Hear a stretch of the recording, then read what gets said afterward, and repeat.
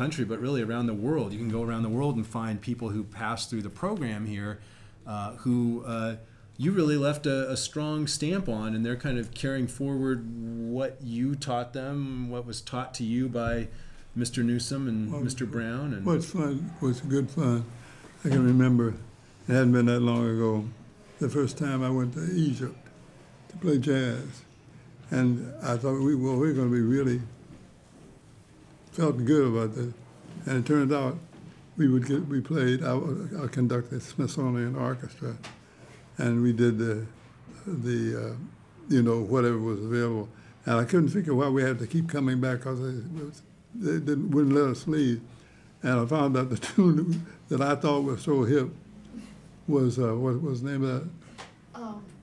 It's a Wonderful World. That's yeah, what they wanted. And they insisted that that they get credit for it. It's a wonderful world. And I thought, if I get out of Egypt alive, I know it's going to be hip. Well, does anybody have any questions for Mr. Williams here, Mr. Baker? Yeah.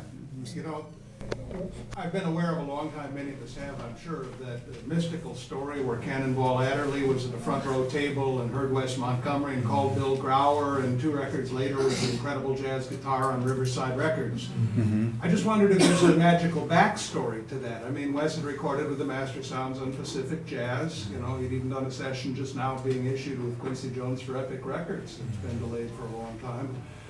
So he could have picked it up. There would have been general word of mouth, but I'm just wondering if there's a magical backstory about who took him there and who really, really, really made it a point. Cannonball, you need to be at that club tonight. I think it's just so widespread now that I don't think it'll ever go back to it. You know, the things that were ricocheting off. I've traveled with Quincy. Quincy is, probably one of the most important of all the writers. But he made it. I got to tell you this, and then I'll be cool. I was going to join Quincy's band. I'm in New York at the time. We were getting ready to leave. He said, "Look, I found a uniform that fits you before we can leave, because we're going to be playing the music of Duke Ellington." And we get around to this. And Quincy said, "Hey man, you mind doubling up, because they didn't get everything put in for us to all have a room." And I walk in, and the little guy comes in, and he's got his hands on his hips, and he said, "Howdy, Pilgrim. Howdy, Pilgrim. Want to get some grub?" And my first thought was, "Quincy, what the hell are you doing to me?" And he repeated it again. And I found out later on that he had learned to speak English by watching the television. Yeah. And that's probably the reason why you people sound like they can't talk. Well, yeah, I wanted to add, David, that you, I think, don't always get credit for actually the question about, Cannonball Adderley. I'm not sure who took Cannonball Adderley down there. It might have been Duncan Sheet, the jazz photographer. He might have been.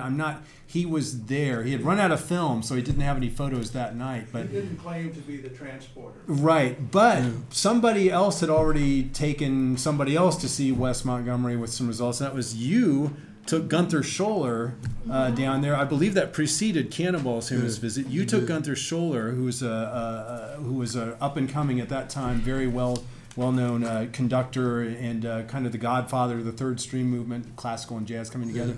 David took Gunther Scholler down to, I think it was to the Missile Room, wasn't it, to see Wes Montgomery play? Because with the pink shirts and stuff.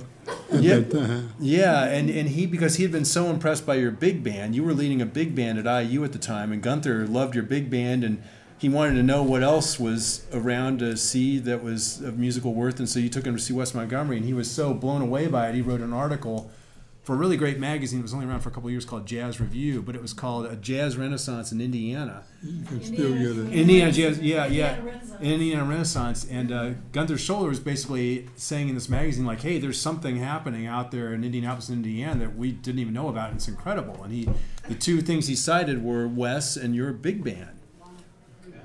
And that preceded the Cannonball Adderley story of discovery, but I'm not sure yet who actually.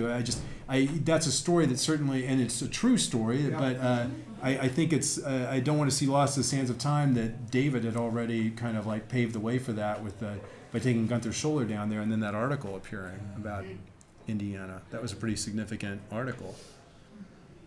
Were there any other questions?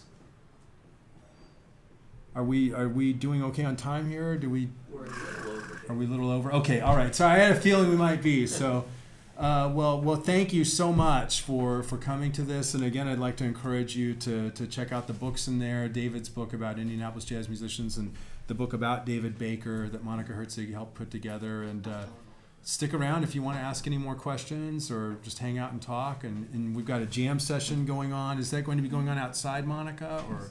I think we're going outside. There's heaters. They have those outdoor heaters at the tables. So yeah.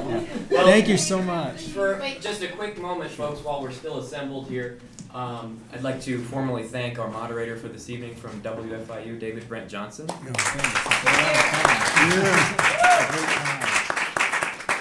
And author David Leander Williams.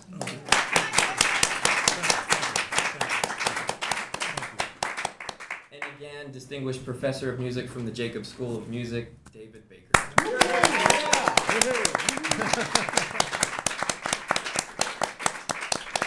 And at this moment, we have a brief presentation. And David, would you mind helping us with that? Sure, absolutely. Thank you very much. David Brent Johnson. Right, I had a feeling you meant me. A Yeah. lot of Davids in the Well, the real David, please. Yeah, I know. Oh, that is the, yeah, that's This is an award from the Jazz Journalists Association for our jazz hero and for Bloomington, and that is Monica Herzig.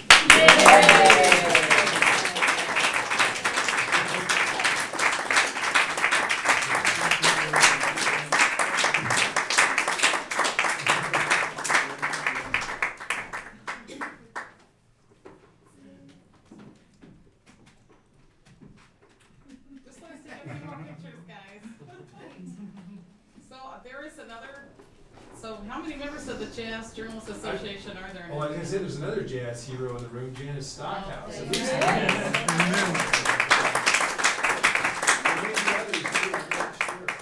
It's a very Well, we prestigious only got this, award. I think it's only the third time, so we have to keep going. Mhm. Yeah.